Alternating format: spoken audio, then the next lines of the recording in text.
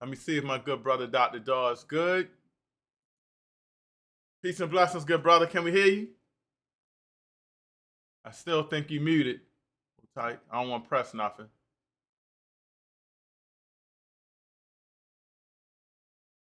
Got you. I got you. You got me? I got you. Try to square up a little. I only see half your face.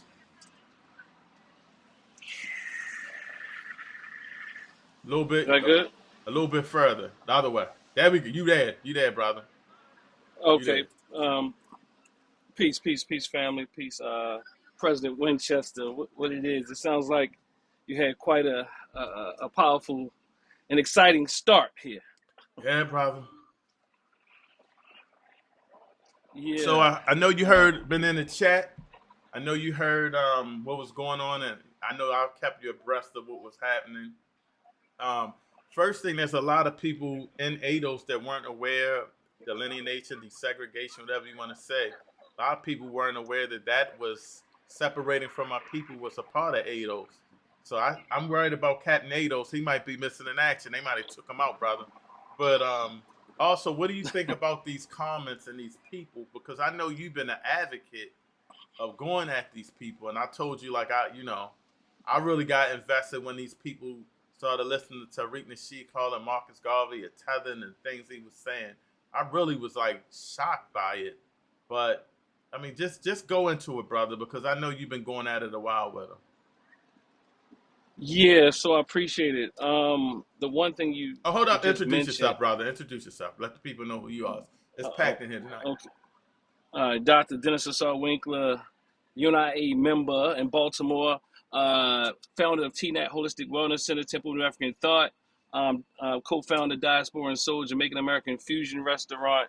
For those who asked the question, Jamaican American Fusion, my wife is from Jamaica, and I am from the United States. That's my lineage, which goes all the way back to with those enslaved Africans who were fighting and resisting here on these shores. So just to put that out. But nonetheless, we come together as a Pan-African family, and we do great things in the community. Everything from, it's a wellness center, everything from your mental to your physical. And we can also fill your belly up with some good eats. Diaspora and Soul, Jamaican and American fusion. So that soul is that American, African-American soul, and that African-Jamaican soul. Hold on, Doc. For those that don't know, Friday, during our convention week of the UNIA, we'll be having a panel discussion at your spot, and so they're going to be able to taste that good food.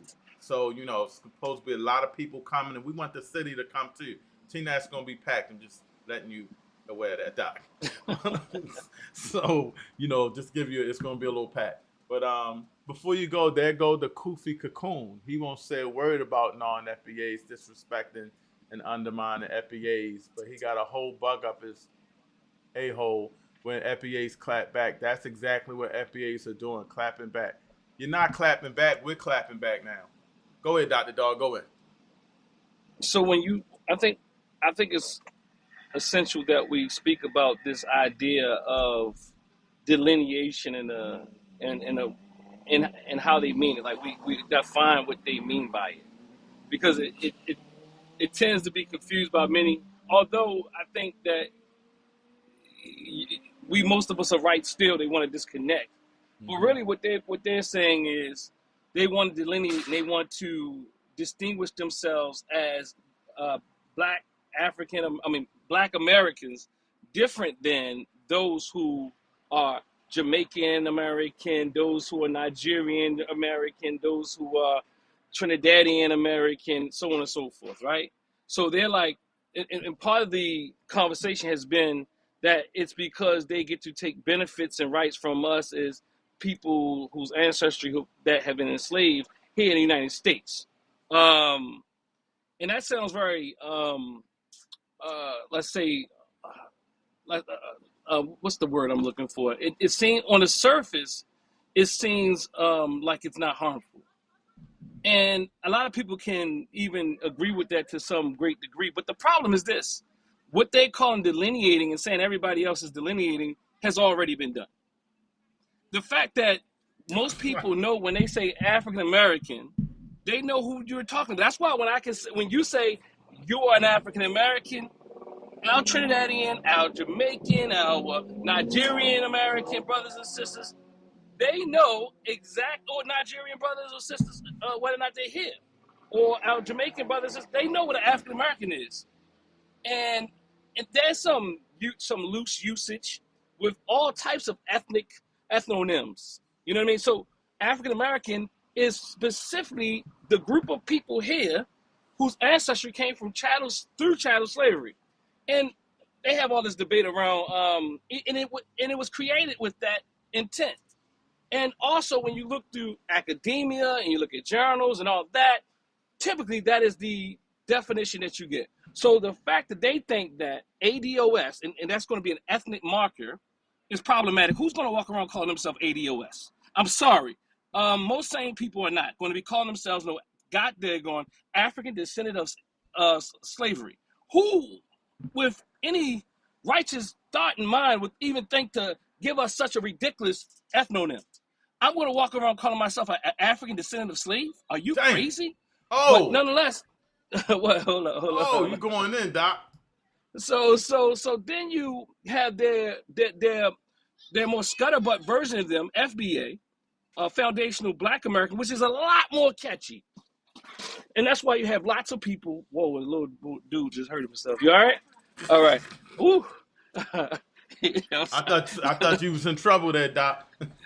I did too. You know they out here for me. You know they out here for me. My Baltimore people out here for me. Look. You ruffle a lot of feathers, Doc. You ruffle a lot of feathers. But we love so who's gonna walk around calling themselves ADOS, and then you have FBA, which is more of a devolution of ADOS, and FBA is headed by Tariq Nasheed, as Tahaka Bay says. And this fool gets to walk around. I don't call people fools, but I call him one. You get what I'm trying to say? I will call him one because he is hurting our community. I want to go back for a minute, though. And I understand our elders, and I understand even those of us that say, save your energy for the struggle. You are fighting the struggle. That's the problem that I want to make very clear. That when you have traitors amongst you, you must deal with them. And we also must understand that... Hold on, Doc. Say that again. When we have traitors amongst us, we must deal with them. What? Oh, go ahead, brother. Go ahead, Doc. Go ahead, Doc. You're not going to have unity without holding people accountable. I know we think that we can just kumbaya this thing. And in fact, I'll be honest with you. And this is not anybody, because I always hear it. It's kind of like when I hear people come on and they say, well, you know what, brother, I don't waste my energy doing this. Oh, brother, I don't waste my energy doing that. In some ways, they're saying you shouldn't do it. And then, so the thing is, they'll say they're not fighting, but they're actually trying to convince you. They're debating you not to do it. Why are you debating these people? Stop doing it, President Winchester. Well, if you're not debating the people that I'm debating, you're debating me. Why are you making it? Why are you debating me versus debating them who are about disunity? You'd rather debate me about fighting for unity. And what you are doing, and we don't have to argue about unity. We don't have to do all these type of things, but we can identify problems in our community, and maybe we can do better at times of keeping our cool and keeping ourselves regulated and all that type of thing. Because these brothers and sisters are our brothers and sisters, but they're hurt. So we have to be prepared. We have to be able to have. We have to be able to regulate our emotions. We have to also have times where we strike. Is not one way to do it. So when people say you're wasting your time, or you need to save your energy for the struggle, or I'm just looking out for you, I get it. But guess what? We have to also understand that Tariq Nasheed, when even Bill Gooden was on earlier, he said he's thinking about the time when Marcus Garvey had all these people in the marches and stuff, but don't realize that Tariq Nasheed has just as many people in his goddamn chat board. Yeah. So we got to really wake up to where people are finding their leadership at. People are finding their leadership in these clowns. Excuse my language. You good. But they're finding their leadership. You talking about marches, they don't have to march anymore. They turn on this live and they start talking. And people don't even have to leave their room. They're being fed a bunch of foolishness. They're being fed hate. They have been fed messages of division. So delineation again is a farce. It's fake because we've already delineated. We don't need to delineate anymore. My wife is Jamaican. She knows that she don't call herself no African American, and most people from the Caribbean ain't gonna just start calling themselves African American. And the research shows and supports that even those who do so are doing so and showing solidarity. Also, the research shows this: we keep crying as quote unquote FBA and quote unquote ADOS that they don't like us and they don't like this and they don't like that and all these type of things. But the reality is the research and the data supports that, especially those brothers and sisters from the Caribbean, they show more solidarity with those of us African Americans who they want to call FBA and ADOS than we show them. But the research also shows that the relationship is cyclical. Africans, African Americans, and Afro-Caribbeans show each other solidarity more than the other. So they show each other, they have strong forms of solidarity. Are we going to disagree? Are we going to think that the way I talk, I'm a little slicker? Are we going to think my music's better? Are we going to want our track stars to run a little faster? Are we going to have these things? Yes, because I'm from Baltimore. I'm from East Baltimore, Northeast Baltimore, and Brother Everett is from West Baltimore, and he want the teams over there, the basketball teams, to beat the brakes off the teams over here in East Baltimore. TeamRumbleFamily.com. TeamRumbleFamily.com. We take any kids. We ain't trying to win no more since that. So Team Rumble Family, if you want your kid out the street, send them to me. We got her. Go ahead, Doc. But Doc, hold on real quick. I want you to answer one question because I think, there's a shift. I think we had this conversation, and I was telling you the reason I'm got into YouTube and everything was kind of my kids and my grandkids. Or I might not even be on YouTube like that. Now I like on YouTube and all of these media platforms a lot more. Talk about the disconnect between us and the youth and how they're getting all of their information off of social media and YouTube and the internet. Like they don't even read books anymore. They get they download the books. Or they read, so talk about that a little bit. Well, let's keep it a buck. Even those of us, when I look at my ratings, most of the people that are looking at YouTube and most of these people that call themselves FBA, people are saying it's youth, but they're even people our ages. They're the adults. So these people are teaching these children that in their homes. Mm-hmm. So even if the children aren't looking at it, if you remember the guy, I Show Speed, I've never heard about him before, the young man who went to Africa and went all around and stuff like that. I know people got different opinion about what he did there, whether it was worthwhile and all that type of thing. But how he came under my radar is that I heard his father and him debating whether or not they were African. His father said he's a Native American. His mama said that she from here and all this old type of stuff. And I Show Speed, I didn't know who he was. He just was laughing at his father and say, you can't be real. You can't be real. But nonetheless, a father like him is in all these children's house. I mean, like in many of these people's households. So you don't even have to go to the internet to get this stuff because the people's fathers and mothers are teaching them this. I have clients every day who are younger than their mother and father, and they say, my mother thinks we're Native American. Oh, she don't think we're African. And they think that Africans are dirty. They think Africans are savages. They think being black, they're not black. They're not none of that. Some of them black, some of them not black, some of them Native, some of them not Native, some of them a little bit of whatever. We have an identity problem. But nonetheless, youth get most of their information offline, just like the rest of us are even. So, and they're even better at it because we had other forms of media. I know we think people still reading newspapers. I know we think people still reading books. But the reality is people are doing they're taking in all types of forms of media, and social media is one of the main forms. Yes. Yeah, and we have to understand that we're making a major push in the UNIA to start really pushing. We're doing a lot better, and we're going to keep pushing because it's a recruiting tool. It's a educational tool. And YouTube is a part of social media, which they really do. When I was doing the basketball, I guess I still do, but helping college athletes high school athletes get scholarships with a program I have called Prospect Exposure. Twitter was a main way to communicate with the coaches, to send your information out there. Yeah. That's how a lot of people went global just off of highlights and things. So now they got the TikTok and stuff, and some of that stuff, yeah, it's definitely we don't want to be on. I mess with it from time to time, but we have to really be active and let people know at least who we are as the UNIA, or who we are as Pan Africans, or who we are as people that's trying to unify, and just who we are as positive people in the community, because that's what's going to attract the youth right now.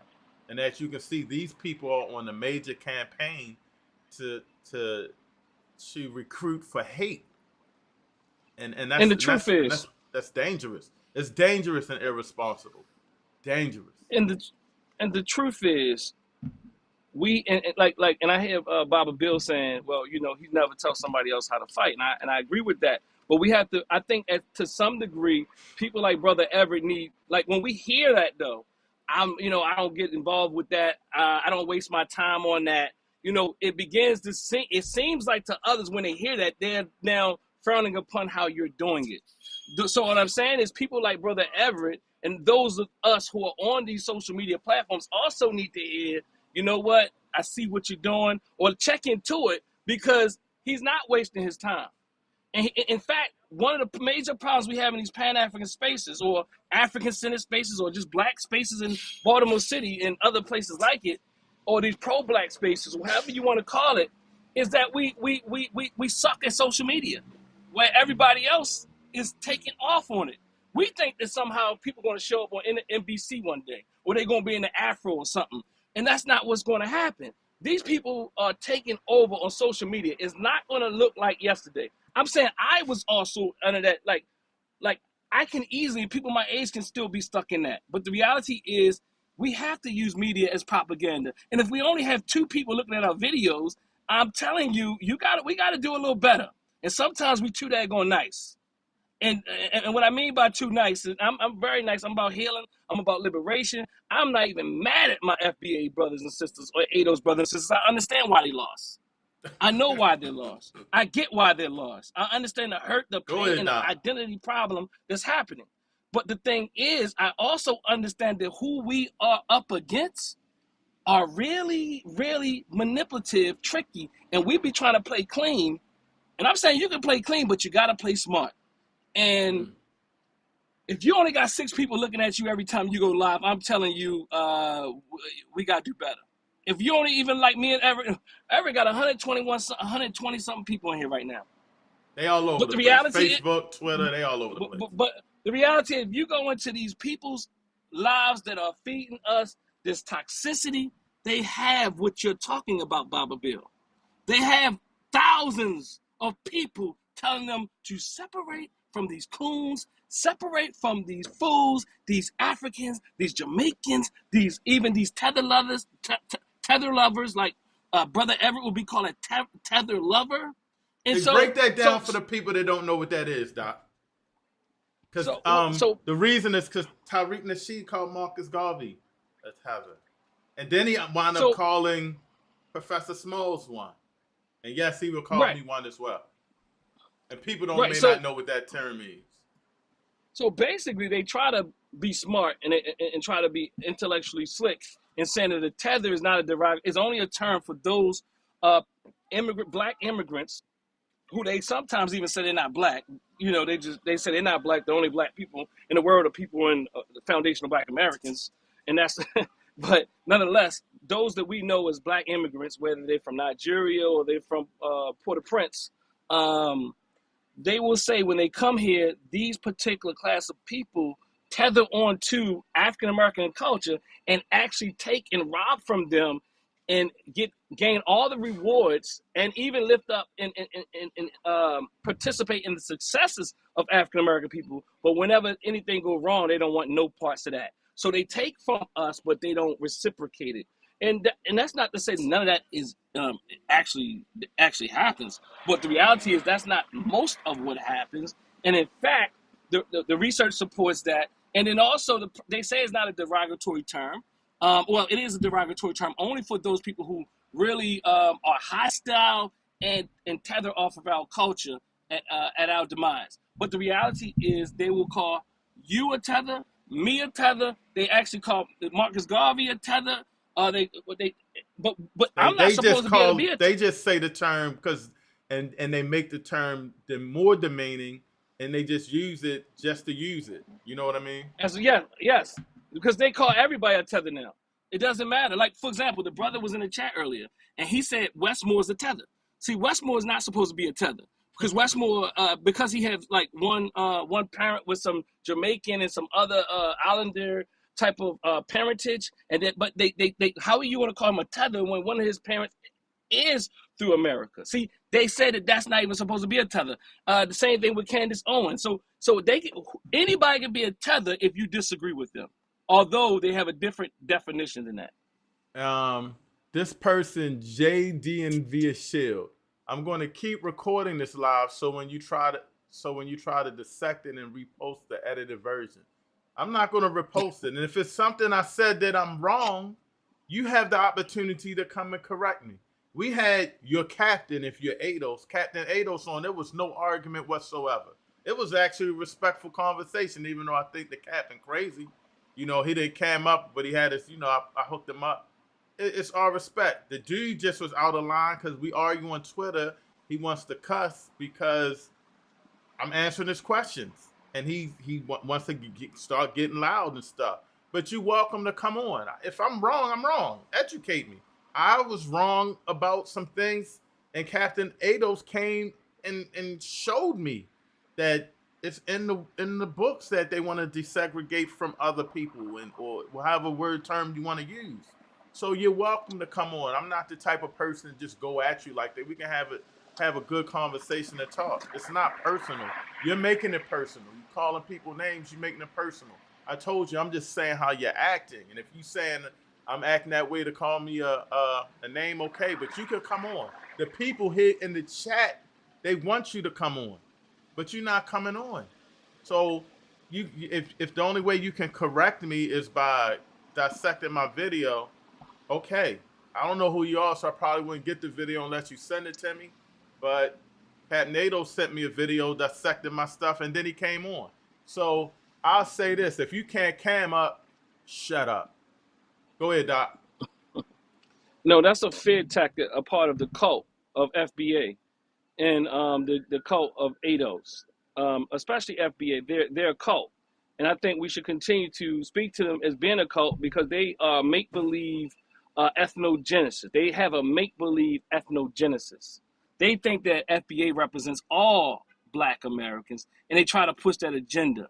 The reality is they are a subgroup at best, and the reality, I didn't have much more to say, but the reality is a real fight that needs to be fought. And also, even without that, it's not even about Tariq Nasheed per se. But I will argue and I maintain that we have to be better in these spaces because we want to know why people don't show up because we don't know how to reach the people. That's right. That's right. Well, I thank you, good Doc. I see Brother James in the building, and I don't want nobody falling on you. Sister Eartha was in here, by the way. She said, hey, I missed that. I saw that, and I went to click on it, but the chat's going crazy, Sister Eartha. So can I say this before I go? Yes. Yeah, I want to say peace to the elders. I got you, Sister Eartha. Peace to everybody. And I don't mean any harm, but what I do mean, and I respect everyone's position, everybody where they are in their lives, and all that type of thing where they at. But I would suggest that when you see us out here looking like we acting a fool, ask us a question and ask us what's going on. And I think that, like, even my own father, he was like, what's all this stuff? Until he really saw what was going on, he thought it was just foolishness. And then we talked about it, and he saw after me going in, he's like, man, this is ridiculous. This is bad. So he said, look, go ahead and go harder. So what I'm saying is, if y'all have any questions, please hit me up because this is not a fruitless fight. And in fact, we do have to be better in propaganda. Peace and power. Hold up before you go, Doc. Just talk about your podcast real quick and what you got going on and when you going back live. Well, in fact, if go over to Dr. That's Dr. Dennis Asar Winkler, and I'm going back live probably on Tuesday. Maybe you'll come by, but Tuesday, if not Tuesday, Wednesday, and then I just did a podcast on last evening speaking about FBA as a cult, ADO and FBA, just FBA are different. They're the same, but they just let's say they present differently, but they all have the same wicked agenda of divisiveness. If I really have to be honest, they are counterintelligence. They are, and if we sit back and not take them seriously, yeah, I don't think, I think we've been doing that too long. Lots of times we say that we like, oh, let's not do that, or we got to do something different. And I think what we've been doing is, Bob Alosi spoke about the other day, we retreated. But he said, I read a post he put out earlier, and I agree with it. Like, no, it's time for that black nationalism, black Pan-Africanism. And you don't even have to use those words, but we understand what we mean. I say, good doctor. I appreciate you, and yeah, I'm gonna try to come through this week, and we'll definitely build. And I appreciate everything you do. And likewise, thank you for hosting Friday night at convention. I appreciate you. Will do. Peace. Thank you. All right. Peace and blessings. All right, that was Dr. DAW.